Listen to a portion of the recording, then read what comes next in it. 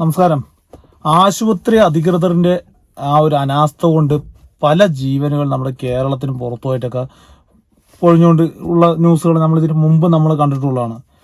അറിയാലോ, നമുക്ക് ഇപ്പോൾ ലാസ്റ്റ് വന്ന പാലക്കാടിലെ തങ്കം ഹോസ്പിറ്റലിൽ വന്ന ആ ഒരു പ്രസവത്തോടനുബന്ധിച്ച് കുട്ടിയും അമ്മയും മരിച്ച സംഭവം വരെ നമുക്ക് അറിവുള്ളതാണ്.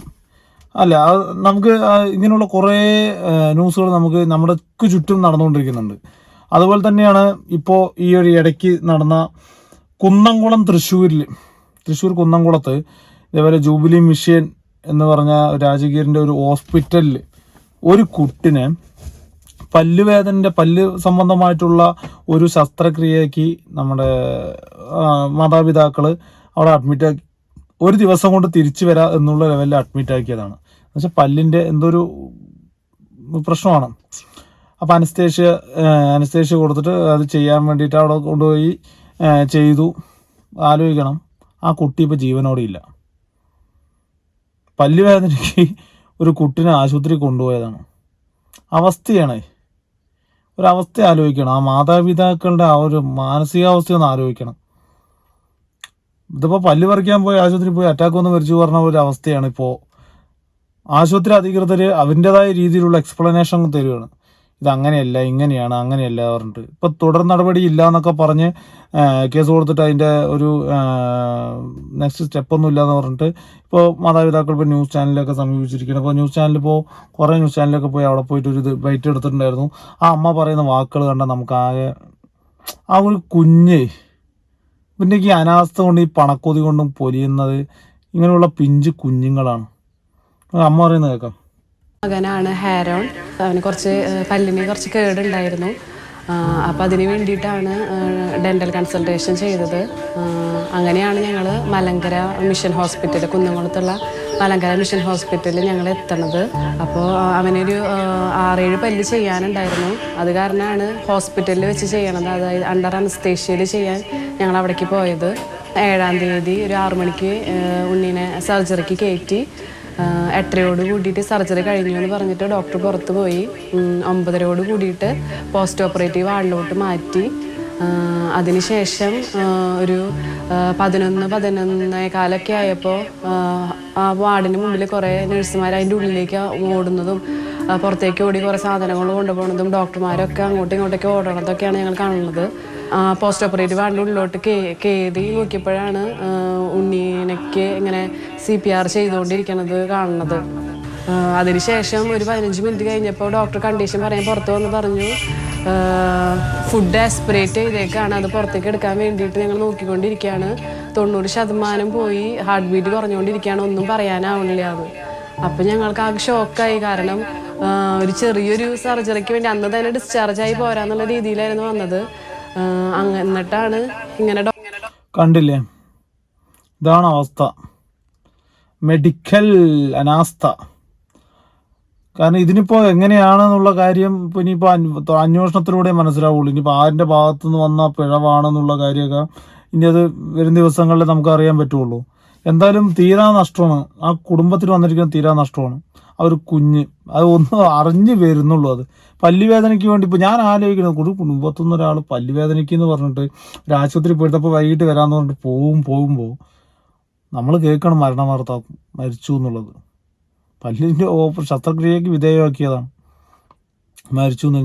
എനിക്കിതിന് മെഡിക്കൽ ഫീൽഡൊന്നും അറിയില്ല. പക്ഷേ പല്ലുവേദനൻ്റെ ഇതിനെ ഒരു ബോധം കെടുത്തിട്ട് ഇവിടെ ഈ കേടിൻ്റെ ഓപ്പറേറ്റ് ചെയ്യുന്ന സമയത്ത് ഇവിടെ എങ്ങനെ പ്രശ്നം വരും എന്നുള്ളതാണ്. അതാണ് എൻ്റെ ഒരു സംശയം. അതാണ് ഇവരതിപ്പോൾ എന്തോ ഓപ്പറേഷൻ വേണ്ട ചെയ്തിരിക്കണം എന്നുള്ളതാണ്. വഴി കൂടെ പോണവനെയും വരുന്നവനെയൊക്കെ പിടിച്ചിട്ട് ഓപ്പറേഷൻ ചെയ്യിപ്പിക്കലാണോ എന്നുള്ള കാര്യത്തിൽ ഒരു സംശയമുണ്ട്. പോസ്റ്റ്മോർട്ടം റിപ്പോർട്ടിലെ പിറ്റേ ദിവസം പോസ്റ്റ്മോർട്ടം ചെയ്തു. അതിൻ്റെ റിപ്പോർട്ട് 22-ാം തീയതി കിട്ടിയതിൽ ശ്വാസകോശത്തിൻ്റെ ഉള്ളിലേക്ക് രക്തം കയറിയെന്നുള്ള രീതിയിലാണ് പോസ്റ്റ്മോർട്ടം റിപ്പോർട്ട് വന്നത്.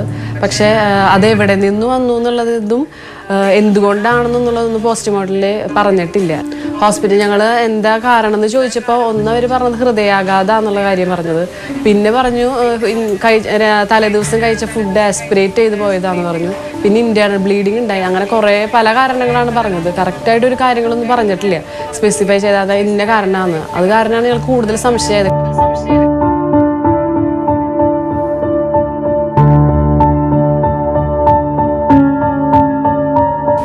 തലേ ദിവസം വരെ അവിടെ ഇങ്ങനെ ഓടിക്കാണ്. അവിടെയുള്ള സ്റ്റാഫ്മാരൊക്കെ കണ്ടിട്ടുണ്ട് എന്റെ കുട്ടി ഇങ്ങനെ ഓടിച്ചാടി നടക്കണതേ. എന്നിട്ടാണ് നമുക്ക് കേൾക്കുമ്പോൾ തന്നെ നമുക്ക് ആ ഒരു മാനസിക ഭയങ്കരതാണ്. ഞാൻ ആലോചിക്കുകയാണ്, എന്ത് വിശ്വസിച്ചിട്ട് നമ്മൾ ആശുപത്രിയിലോട്ട് പോകുന്നുള്ളതാണ്. ഇതൊരു ഇടവിട്ട സംഭവമൊന്നുമല്ല. നാളെ ഇപ്പം നമ്മുടെ ഭാഗത്ത് നടക്കാവുന്നതൊക്കെ ഉള്ളൂ. പക്ഷെ ഇങ്ങനെ ഒരു അനാസ്ഥ അത് എന്തിൻ്റെ പുറത്താണെന്നുള്ളത് ആരും ആലോചിക്കണം. അവരിൻ്റെ ആ ഒരു, ഞാൻ ആലോചിക്കും, ഒരു ആൺകുഞ്ഞ് എന്നൊക്കെ പറയുമ്പോൾ അവർക്ക് ഒരു പ്രതീക്ഷ കാര്യങ്ങളെല്ലാം ഉണ്ടാവില്ലേ. ഇതൊരു പല്ലുവേദനയ്ക്ക് വന്നൊരു കുട്ടി മരണമടയാന്നൊക്കെ പറയുമ്പോൾ ചില്ലറ ഇതാണ്. അവർക്ക് എന്താണ്, അവിടുത്തെ അധികൃതർക്ക് എന്താ പ്രശ്നം? അവർക്ക് ശമ്പളം കിട്ടുന്നുണ്ട്, അവർക്ക് കാറ് കൊടുക്കുന്നുണ്ട്, ഫെസിലിറ്റീസ് കൊടുക്കുന്നുണ്ട്. പോയപ്പോൾ ആർക്ക് പോയി? ഈ പറഞ്ഞ മാതാപിതാക്കൾക്ക് പോയി. അതും അനാസ്ഥ. ചിലത്തെ എന്താ പറയുക, ഒരു ഇത് ആ ഒരു നിമിഷത്തെ അനാസ്ഥ. ഇപ്പോൾ പോസ്റ്റ്മോർട്ടം റിപ്പോർട്ടൊക്കെ അറ്റാക്ക് എന്നൊക്കെ പറഞ്ഞിട്ട് വന്നിരിക്കുന്നത്. അതിന് എത്രത്തോളം അത് വിശ്വസനീയമാണെന്നുള്ള കാര്യമൊന്നും നമുക്ക് അറിയാൻ പറ്റില്ല. കാരണം അതേ ഹോസ്പിറ്റലിൽ പോസ്റ്റ്മോർട്ടം ചെയ്താൽ പിന്നെ അവർക്ക് അനുകൂലമായിട്ടുള്ള പോസ്റ്റ്മോർട്ടം റിപ്പോർട്ട് എഴുതാനും ഇവിടെ വലിയ മടിയില്ലാത്ത ഡോക്ടർമാരും ഉണ്ട്. അതല്ല ഇത് വേറൊരു ഹോസ്പിറ്റലാണ് ചെയ്തിട്ടുണ്ടെങ്കിൽ പിന്നെ കേസ് അന്വേഷിക്കട്ടെ, തെറ്റ് ആരുടെ ഭാഗത്താ നോക്കട്ടെ. അങ്ങനെ വല്ല തെറ്റും അങ്ങനെയുള്ള ആ സർജറി ചെയ്ത സർജൻ എന്തെങ്കിലും അയാളുടെ ഭാഗത്ത് നിന്ന് ഫാൾട്ട് വന്നിട്ടുണ്ടെങ്കിൽ അയാളുടെ സർവീസിൽ നിന്നേ, അല്ലെങ്കിൽ ഇങ്ങനെയുള്ള ഡോക്ടറേറ്റ് ലൈസൻസ് ഒക്കെ ഉണ്ട്, അതൊക്കെ അതിനെ പിരിച്ചു വിടണം, അത് മൊത്തത്തിൽ ഒഴിവാക്കണം എന്നേ പറയാനുള്ളൂ. പനിക്ക് മരുന്ന് വെച്ച് എരിവശം എഴുതി തരുന്ന ടീമുകളായിരിക്കും ചിലപ്പോൾ. അതുകൊണ്ട് പറയാം, അങ്ങനെയുള്ളവന് സർവീസിലിരിക്കാൻ പറ്റില്ല തെറ്റ് ഉണ്ടെന്നുണ്ടെങ്കിൽ. അല്ല, ഇതൊരു കോമൺ ആയിട്ടുള്ള ഇതേപോലെ പോസ്റ്റ്മോർട്ടം റിപ്പോർട്ട് ചിലപ്പോൾ അറ്റാക്ക് ആയിരിക്കാം. ആണെങ്കിൽ മാതാപിതാക്കൾക്ക് കുട്ടിന് നഷ്ടപ്പെട്ടു വന്നുകൊണ്ടിരിക്കാം. എന്തായാലും നഷ്ടം തന്നെയാണ്. അതിനൊന്നും ഒരു വില കൊടുത്താലും തിരിച്ചു കിട്ടാത്ത ഒരു സാധനം തന്നെയാണ് ഈ ഒരു മനുഷ്യജീവൻ എന്നുള്ളത്. അതൊരു കുഞ്ഞിൻ്റെ ജീവൻ എന്ന് പറയുന്നത് പിന്നെ പറയണ്ടല്ലോ. അവൻ പിച്ച വെച്ച് തുടങ്ങി, അല്ലെങ്കിൽ എല്ലാം അറിഞ്ഞു വരുന്ന ഒരു പ്രായത്തിൽ തന്നെ നമ്മുടെ മുന്നിൽ കൂടെ കളിച്ച് അങ്ങോട്ടും ഇങ്ങോട്ടും നടന്നിട്ട് അവസാനം ആ കുട്ടി വൈകിട്ട് രാവിലെ തൊട്ട് വൈകുന്നേരം വരെ കളിച്ചിരിച്ച് നടന്നിട്ട് അനസ്തേഷ്യ കൊടുക്കുന്ന തൊട്ട് മുമ്പ് വരെ അവൻ ആ ഒരു കളിച്ചിരി അങ്ങനെ തന്നെ നിൽക്കുന്ന സമയമായിരിക്കും. പിന്നെ അങ്ങോട്ട് ആ ഒരു സമയത്ത് അവനില്ല എന്ന് കേൾക്കുമ്പോൾ ഓട്ടോമാറ്റിക്കലി ഇത് കേൾക്കുന്ന നമുക്കടക്കം ഭയങ്കര കൊള്ളുന്ന ആ അമ്മ പറയുന്ന ഓരോ വാക്കുകൾ.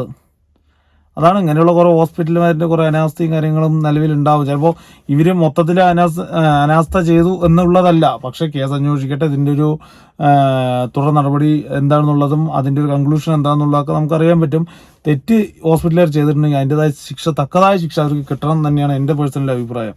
കാരണം നഷ്ടപ്പെട്ടത് ഒരു കുഞ്ഞു ജീവനാണ്, ആ അമ്മൻ്റെ പ്രതീക്ഷയാണ്, കളി ചിരിയാണ്. എന്ന് വെച്ചാൽ ആ ഒരു കുട്ടിൻ്റെ കളി ചിരിയാണ് ആ മുറ്റത്തുനിന്നും ആ ഒരു മനസ്സെന്നും എല്ലാം മാഞ്ഞു പോയത്. അതിനൊക്കെ ഉത്തരം പറഞ്ഞേ പറ്റുള്ളൂ. ഇതിൻ്റെ അധികൃതരും എല്ലാവരും, ഇത് ഓപ്പറേഷൻ ചെയ്ത എല്ലാവരും പറഞ്ഞേ പറ്റുള്ളൂ. എന്തായാലും ഒരു ഖേദകരമായിട്ടുള്ള ഒരു ന്യൂസാണ്. ഇത് കുറേയായി ഇങ്ങനെയുള്ള ഇതേ കേസല്ലെങ്കിൽ കൂടി ഇതേപോലെ എന്താ പറയുക, മെഡിക്കൽ അനാസ്ഥ എന്ന് പറഞ്ഞിട്ടൊക്കെ കുറേ വരുന്നത്. ഒന്നും പറയാനില്ല, ഭയങ്കര രീതിയിലാണ്. എന്തായാലും കേസ് അതിൻ്റെതായ രീതിയിൽ പോട്ടെ.